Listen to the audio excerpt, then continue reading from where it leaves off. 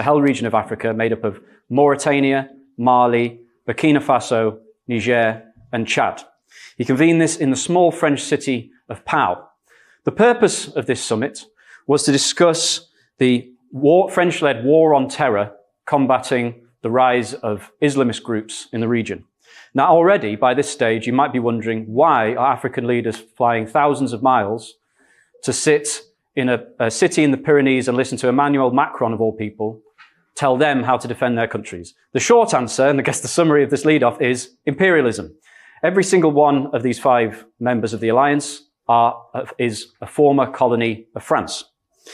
Now, at this summit, the reason I wanted to begin with this little fact is because at this summit, Emmanuel Macron, who has a wonderful habit for grand phrases, declared that they were going to intensify the French military operation in the Sahel called Operation Barkhane.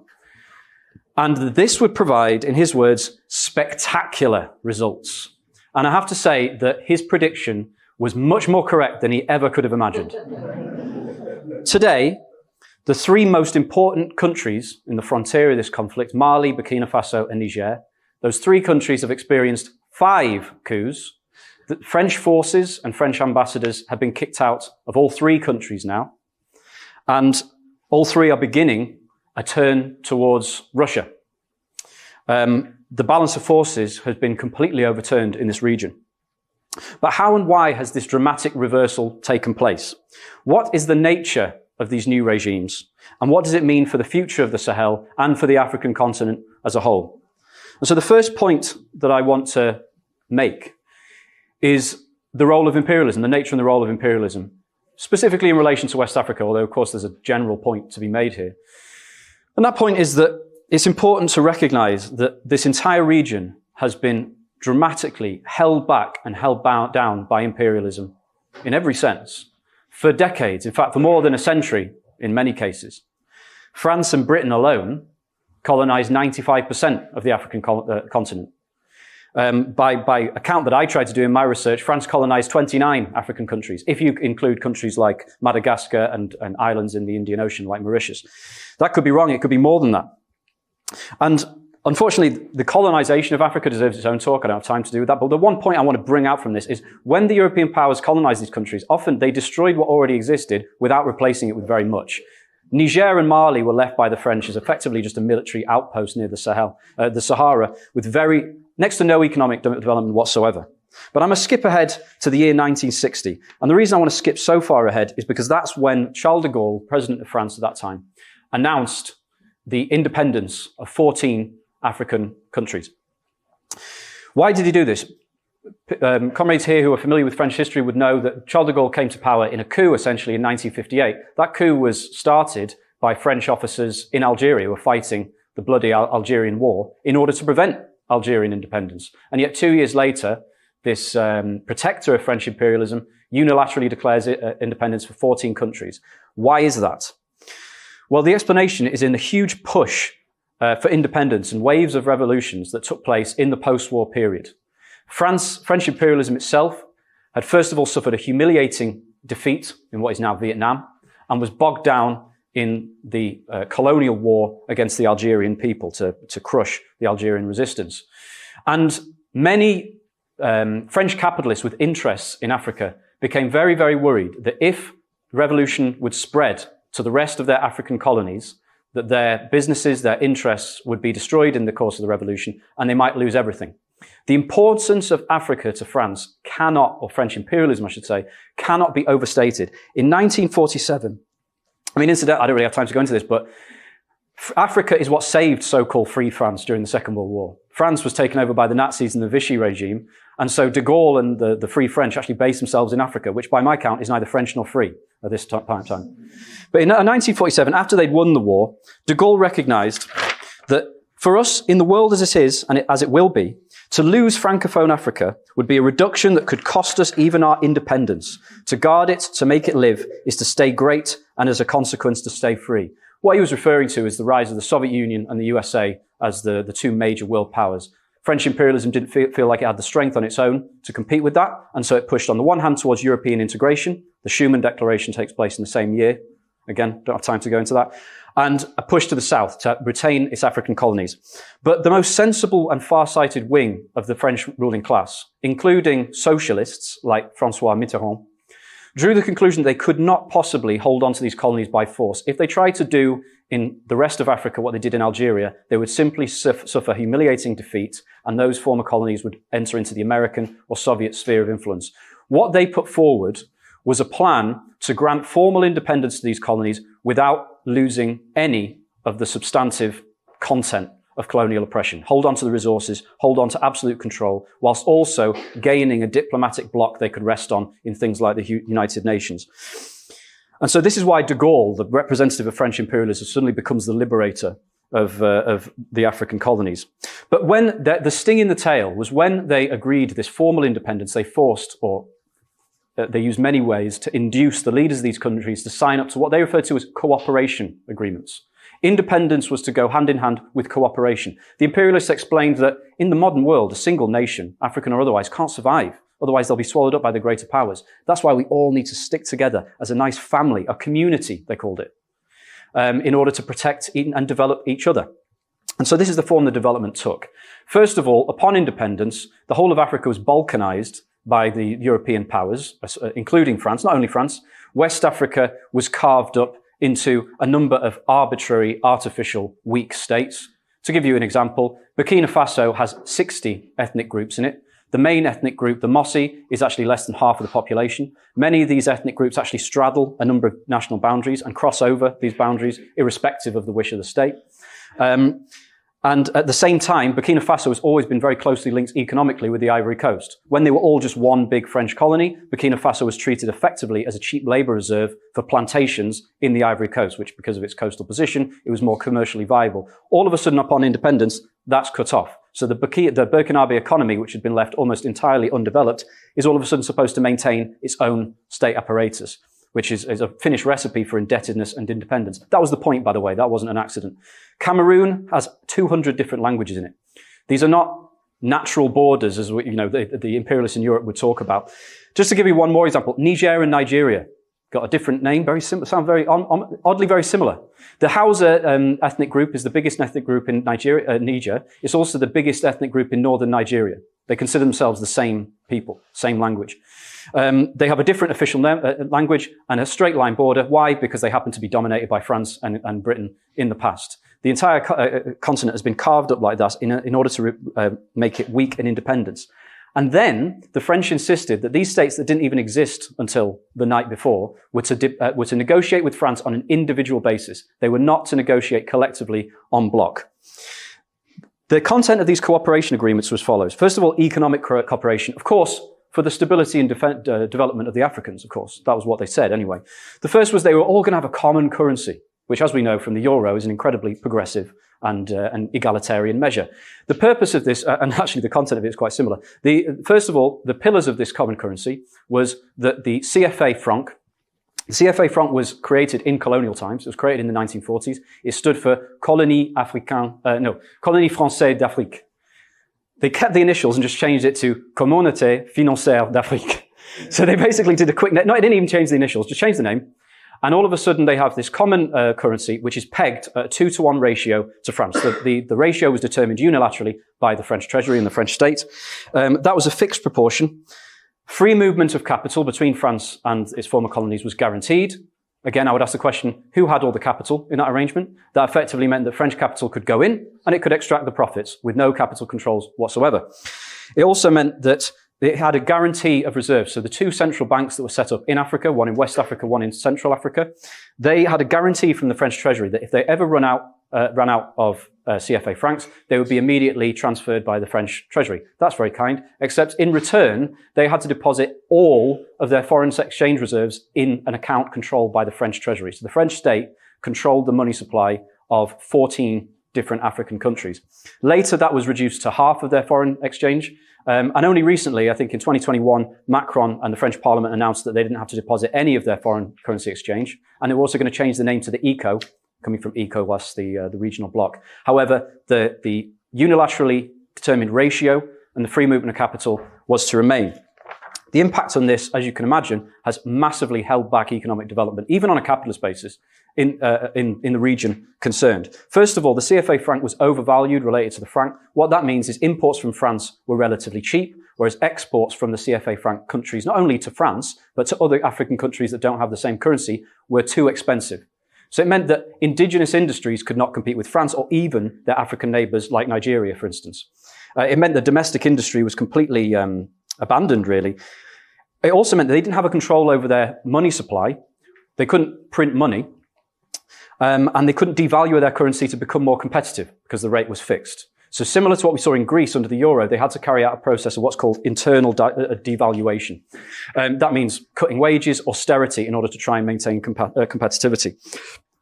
The last kind of kick in the face is in 1994, France unilaterally devalued the CFA franc by half. And so overnight, all of the goods that were imported into these countries doubled in price, including staples like rice and so on. And the cost of borrowing, which was in CFA francs, also increased literally overnight.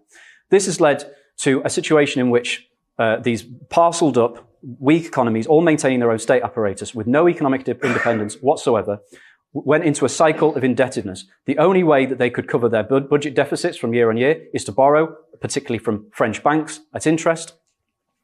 And the only way that they could raise money for things like infrastructure or internal development was, again, by borrowing money at interest. Along with this came the extremely generous development aid. A development aid which is completely linked to French finance capital and often came with strings attached. For instance, if you received a loan, first you'd have to pay it back, but also one of the conditions of the loan is that you have to use it to buy French goods or contract with French companies. In other words, the French imperialists benefited twice. They benefited from getting the interest on the loan and from the extra profits from getting these contracts.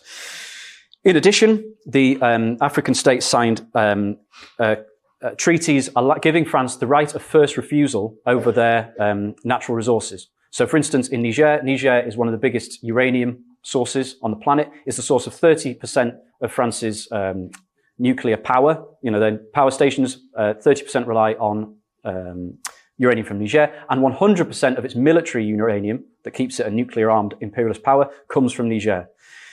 Niger has to give France right of first refusal. The only currently operating uranium mine in Niger is operated by a French monopoly called Orano, which is majority owned by the French state. As you can imagine, the environmental impact on neighbouring cities is immense. Higher rates of people dying from cancer. Workers who leave the mines usually tend to die within about 2 years. No compensation, no insurance, no health and safety put in because there is not a state strong enough to enforce it. In reality, it's up to the French state whether Orano carries out reforms or not. And you might be asking the question, well, how is this position of absolute dependence and outright naked exploitation, how has that gone on for so many decades? Don't these now independent states just legislate differently? One small reason is they have signed treaties with what's called stability clauses, meaning that if they legislate against the interests of, say, Orano in Niger, then they can be sued by the company because it's disrupted the stability of its operations. Some academics estimate that Niger takes only about 12% of the marketable value of its own uranium.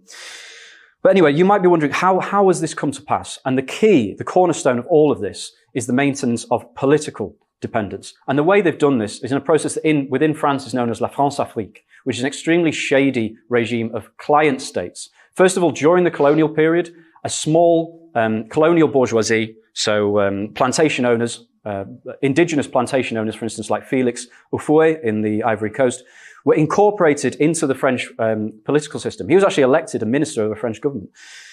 In other words, a domestic ruling class was effectively groomed by the French imperialists to put them in power on independence. If any of the domestic leaders they thought were a bit shaky, they simply replaced them. In 1958, the leaders of Cameroon and Niger were just replaced by France. This was still under colonial control, so that the new leaders would be more amenable to the cooperation treaties. They duly signed the cooperation treaties, and this wonderful family, Macron says, between France and Africa, it must be a love story. This abusive relationship, this toxic relationship, is maintained by good old-fashioned straightforward corruption, suitcases full of cash, holidays on the Côte d'Azur, mansions in the United States, and so on. But in addition to that, military support. Military cooperation treaties mean that France basically has a free hand in the whole region, not only to maintain order, internal order, which means basically intervening to depose an unfriendly government, but also to protect its national security interests, which include oil, gas, and uranium, and to maintain permanent military bases. But in addition to that, not only the French military, but French mercenaries, people who fought in the Algerian War and then started basically plying their trade across the whole African continent. At one point, we talk about Wagner now, but not that long ago, only like 10, 20 years ago, the French were actually the biggest mercenary force in Africa. And what they would do is they would hire out their services to local dictators to maintain them in power. This was all done in the name of stability. And this is a key word when we talk about imperialism. What is imperialism? Imperialism is capitalist monopolies linked to finance capital, the domination of the banks, which themselves extend their tentacles into the bourgeois state itself. Why? To maintain guaranteed super profits and stability for the individual capitalist state. Interestingly, Trotsky pointed out, I think in 1905, that imperialism, by putting out these small forest fires, by maintaining stability, actually prepares the way for an even greater conflagration. And that's what we're seeing now. But this stability of local regimes amounted to basically maintaining people in power for decades. Omar Bongo, who is the father of Ali Bongo, who was recently deposed in Gabon, ruled the country from 1967 until his death in 2009, if I remember correctly. He was a major ally of La France Afrique. Likewise, Félix Houphouët in the Ivory Coast ruled from independence in 1960 until his death in the early 90s. And whenever there was a threat of a coup or revolution against these people, often the French military would intervene directly in order to keep them in power. They did this in Chad since the 1980s. France has been fighting on behalf of the Chad dictatorship. And even in the Central African Republic, which now has fallen under Russian influence. Actually, as early as 2013, the French army intervened in order to support the incumbent president in the civil war. That's the kind of protectorate side of this. But what if a leader who is not amenable to French interests happens to come to power? Of course, they try to prevent that as much as possible, but what happens if they do? A great example of that is Thomas Sankara in Burkina Faso, which at that point was called the Upper Volta. Thomas Sankara was an anti-imperialist leader who nationalized, went all the way in the direction of socialism, nationalized great parts of the economy and industry. He cut the wages of civil servants in half in order to undermine corruption. He renamed the country to Burkina Faso, which means the land of the upright people. And what's more, in terms of the African continent as a whole, he put forward a bold anti-imperialist message, hinging in particular on the CFA franc but non-payment of the debt. In the summer of 1987, he appeared at an all-African summit and appealed to African leaders to join Burkina Faso in refusing to pay the debt that had been taken from the imperialists. He said, prophetically, that if Burkina Faso stands alone in refusing to pay, I will not be here for the next conference. He was not there for the next conference because in October 1917, he was assassinated by his right-hand man, Blaise Compaoré, supported by French imperialism. Blaise Compaoré then ruled until 2014 when he was deposed in a revolution. So if you toe the line, you'll get support, you'll get development aid, which goes straight to the state and is then distributed. This is a big part of the source of the corruption that is endemic in so-called African democracy. And of course, when liberals like The Economist write, oh, the problem is they're so corrupt, their economies don't develop because the state keeps on being so corrupt and the legal system doesn't work and politicians just pocket the cash. If only they weren't so backward, if only Africans weren't so inherently corrupt and tribal, then they would actually know how to spend their money. What we can see from this is the source of corruption in Africa is entirely foreign imperialism, who deliberately set up a network of corruption, of which development aid is probably the central pillar, which basically cuts across the development of an indigenous capitalist class. The capitalist class in Mali, for instance, is basically just the managers that French companies put on their boards, and the state. The government. Many companies are actually state-owned in Mali, which shows that state ownership does not equate to socialism. The reason that so many companies in capitalist Africa are state-owned is because the individual capitalists have so little capital and are so unable to compete that they have to basically use the state as a collective capitalist in order to absorb aid and extract a profit. And much of this corruption is effectively profit extraction through the looting of the state, because that's the only way that the developing or non-developing capitalist class can actually gain any profit at all. Just to give you a concrete example, to paint you a picture. In Mali, a German liberal pro-capitalist research institute called the Bertelsmann Stiftung Index, apparently, apologies for my German, whose purpose is to trace how countries are doing in terms of market democracy, market economy and democracy, not a Marxist organization. It found that in Mali there were 4,000 civil servants who never turn up to work, but still draw a salary.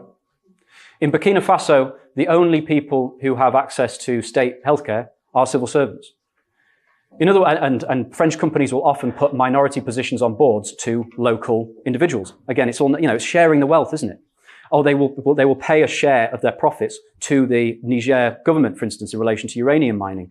This, of course, is all going into the pockets of their cronies, who, if they don't follow the line, will simply be replaced by everyone else. So there is an objective need first of all, there is an objective limit suppressing any internal capitalist development in these countries, an absolute dependency on foreign imperialism, but also a constant machinery whirring away to make sure that an independent capitalist class does not exist.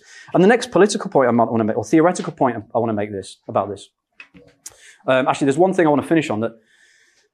I've talked about imperialism and how imperialism works. Another thing to point out is this policy. This is an explicit policy that's been carried out by every single French government since 1960. That includes the socialist governments of Mitterrand, of Hollande, and the kind of, La France en Marche government of Emmanuel Macron. Sarkozy, Chirac, they've all carried out the exact same policy in exactly the same manner, but the socialists do it with an added gloss of hypocrisy. That's all that you get. Why is that? That comes to the nature of the state. The state is not some independent arbiter. It's not something that with goodwill we could, let's just have a non-corrupt state. Or let's have a non-imperialist state. Imperialism is not simply a policy. Imperialism is an entire period of capitalist development that stems from the objective development of capitalism itself. A state resting on bourgeois relations, on capitalism, will either defend the interests of its capitalism and its capitalist class, or it will fall, either because some stronger capitalist will dominate it, or because it will be overthrown by its own capitalist class. If that capitalist nation is imperialist and dominated by the monopolies and the banks, then that state will carry out the interest, will basically be a handmaiden of the monopolies and the banks. And France is a textbook example of this, as is Britain, of course. Now, another thing I want to say about the nature of the state is, what is bourgeois democracy? We know as Marxists that democracy is, again, not some moral idea or pure form of or simply just everybody gets to vote. There are plenty of elections in Africa. There are plenty of elections in Mali before the coup. They didn't matter. They didn't make a difference. Multi-party system. There are over 200 political parties in Mali. The problem is they have absolutely no social weight and social base whatsoever. Usually they're individuals who get state funding to run a party and then pay activists in order to buy votes and so on. But if the ruling party doesn't like the result of the elections, they can always, of course, just stuff it full of fake votes, pay people to vote. I'll give you an example from Mali later on. How do you have bourgeois democracy? How has bourgeois democracy evolved over time? Bourgeois democracy in countries like Britain is a great example of this, evolved along with the development of the bourgeoisie itself. The stronger the bourgeoisie itself, the more it became, the more it pushed for democratic reforms against the old feudal order, and also established what we know as the rule of law, the almighty rule of law that apparently only the West has. Why is it there's no rule of law in countries like Mali and Niger? One part of it is actually there isn't a legal system in most of the countryside. Again, the BTI index said that the legal system basically only extends outside, up to the limits of the capital, Niamey. In Burkina Faso, only really the roads between the capital and the Ivorian border are sufficiently maintained. There isn't actually the infrastructure or the personnel to have a functioning legal system in much of the countryside. But even within the capital, the judges are appointed by the state, and the entire legal system basically functions as an extension of the executive. Why is that? Again, it's just because of corruption, or it's because of tribalism, or some racist nonsense. The reason is you cannot have viable bourgeois political parties who push the interests of one wing of the bourgeoisie or another. You cannot have relatively impartial but still bourgeois judges and an efficient legal system for settling of accounts between capitalist companies without an indigenous bourgeoisie. If the indigenous bourgeoisie is absolutely tiny, utterly dependent, and effectively a managerial class carrying out the orders of foreign capitalism, then bourgeois democracy is objectively ruled out. And that's why you see in Africa either military rule or even under so-called democratic civilian rule, such as the Bazoum government in Niger, which after his downfall, all the European press was saying, he was a beacon of democracy and stability. His successor, and he jailed protesters for bad protests under COVID rules. They arrested the opposition leader for baby smuggling. Now, if he is smuggling babies, that's appalling. I don't think he was smuggling babies. I think it's very coincidental that he was arrested for it before contesting an election. In other words, democracy in these countries is even more of a sham than bourgeois democracy everywhere else, and essentially doesn't exist. What we're talking about at best is a regime of what Trotsky would describe as parliamentary Bonapartism, where the kind of The machinery of parliament exists. You have elections, you have different political parties, but everything is dependent on the executive. The party is dependent on the executive. The judiciary is dependent on the executive. And that is maintained by foreign imperialism. You have technical advisors that are effectively ministers in African governments appointed by France.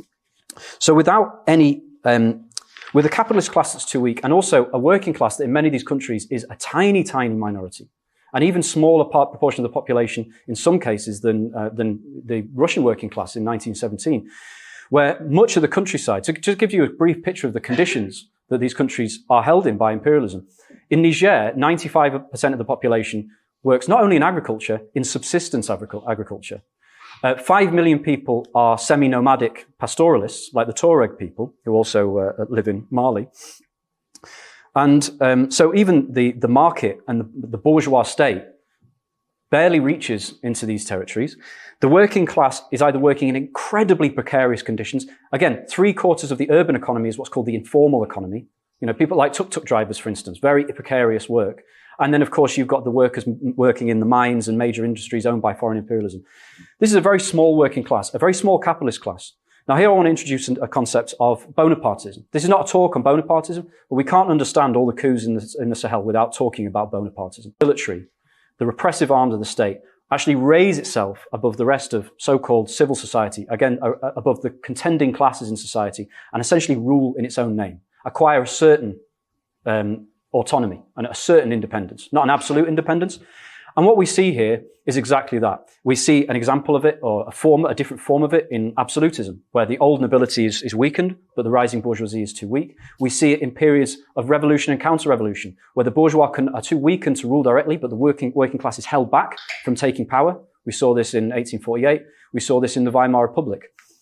In France, in French Africa, it's not exactly the same process, but what we're talking about is a state in which the bourgeoisie cannot rule directly in a kind of liberal democratic fashion, but nor can the working class take power, partly because it's too small, but it's not absolutely ruled out that the working class could take power. It's also that there is currently no revolutionary party that can lead it to power. In those conditions, the rise of Bonapartist governments, either a parliamentary or a direct military fashion, I would say is almost inevitable. I think it may be a step too far to say it's absolutely inevitable, but that's why there is such what they call a democratic deficit in these countries. But this so-called stability, a stability maintained by the oppressor to keep the enslaved and oppressed in their state of oppression, started to break down from the global capitalist crisis of 2008. First of all, the financial crisis destabilized the capitalist class. The recession, of course, weakened the imperialist powers, but another impact that it had in Africa was in the course of 2006 to 2008, basic food staples doubled in price, many of them. At the same time, the ability of these states to obtain finance was shaken, at least, not destroyed, but shaken by the global financial crisis. This destabilization, or this beginning of destabilization, was first expressed through the Arab Spring that comrades will already be very familiar with, beginning in December 2010 in Tunisia, where a young man set himself alight because his last means of earning a livelihood, selling, I think it was fruit on a stall by the side of the road, was removed. Following that, you have the revolution in Egypt in 2011, and revolution spreading to Syria, Libya, so on. The impact this had on the imperialists is extremely important. It's worth remembering that Tunisia had been a key French ally right up until the revolution. The French had backed, the Western imperialists had backed the Tunisian state, they backed the Mubarak regime in Egypt. All of a sudden, a process that they did not see coming had toppled their allies. What are they to do?